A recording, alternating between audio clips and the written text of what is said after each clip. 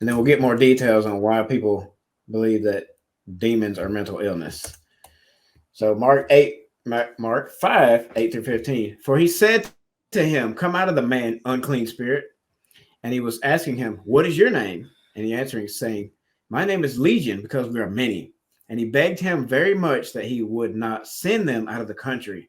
Now a great herd of pigs was there, feeding near the mountains, and all the demons begged him, saying, send us to the pigs so that we enter into them. And he gave them permission. And the unclean spirits came out and entered into the pigs. They were about 2,000. So do we have 2,000 mental illnesses here? Mm. The herd rushed down the steep place into the sea and drowned in the sea. And those who fed the pigs fled and reported it in the city and in the country. And they went out to see what had taken place. So they came to Yeshua and saw the demon possessed one, him who had the legion, sitting and dressed and in his right mind, and they were afraid. So I have and in his right mind underlined on purpose, because this is what is pulled out of this story for believers that believe demons aren't real. They'll point to this and say, see, it's not a demon, it's a mental illness. Or it's not an unclean spirit, it's a mental illness. And I don't know about you, but do I look mentally stable? Yeah. As long as I'm not getting on your nerves. So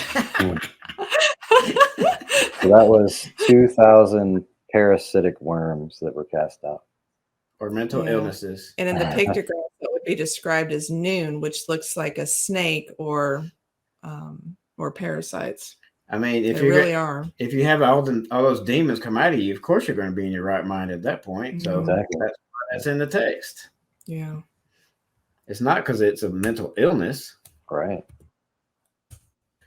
So now, if you want to read this one, Mikey, and I will say that the next verse we're going to read, a verse is, it really highlights how the mental illness argument is not factual. So this is in Acts 16. Acts 16, 16 through 18 says, and it came to be as we went to prayer that a certain slave girl possessed with a spirit of Puthon, I guess that's how you say it, did meet us. Python in the King James. Oh, okay. Did meet us, who brought her masters much profit by foretelling, having followed Shaul and us, she cried out, saying, these men are the servants of the Most High Elohim, who proclaim to us the way of deliverance. And she was doing this for many days. But Shaul, greatly annoyed, turned and said to the spirit, I command you by the name of Yahuwah, or who is that one? Yeah, that's Messiah. Messiah, to come out of her, and it came out that same hour.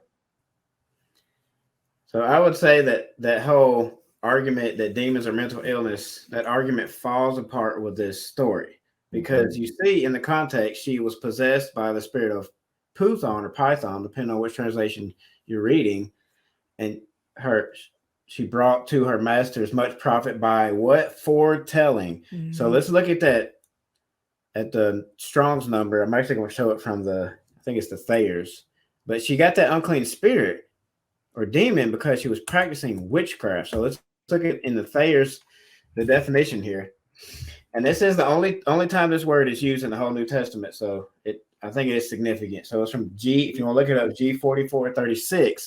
And the first rendering definition is, in Greek mythology, the name of the Pythonian serpent or dragon that dwelt in the region of Pytho at the foot of Parnassus in these words, Phokish, and was said to have guarded the oracle. This is all stuff centered about mythology, witchcraft, all kinds of stuff that's not of Abba, and is very much against the Torah. At Delphi, and been slain by Apollo. And the second rendering is a spirit of divination. So there's nothing here about mental illness. It's all about worshiping pagan deities and doing witchcraft stuff that's not of Abba. So what do you think about that, brother? What I think is interesting is that lady was saying the truth. She was saying these men are, telling you the truth and leading you to the truth and all that. But so just to counter some people think like if people are saying the right thing, no, this was a pastor, he can't be possessed or whatever. You can say all the right stuff, or at least what sounds right stuff, and still be demon possessed. And I think she was saying it probably in a mocking tone or something, and just being very annoying. But she was possessed, clearly. But I did want to point that out, that you can appear to be saying the right thing even and still be possessed. Yeah, I do think it was funny in the context. Paul's annoyed, and he Annoyed. says, "Get out of there, pretty much. Get out of there, demon. Go on, Yeah. get away from me." Get And behind me, Satan! She was changed because those men were mad that they cast the demon out of her, because now she couldn't tell the future or whatever and make them a lot of money. What's up, Truth Seekers? Thanks for watching the video. Do me a favor and hit that like button. Push this message out to more people and feed the algorithm here on YouTube, and hit that subscribe button.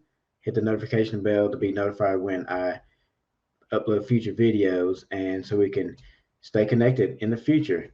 Thanks, and have an amazing rest of your day. Be blessed.